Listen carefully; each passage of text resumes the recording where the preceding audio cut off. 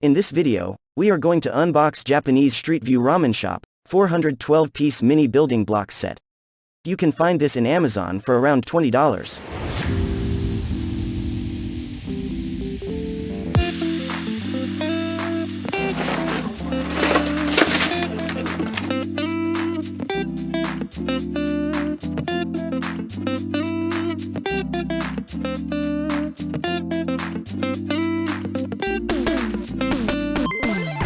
A few moments later.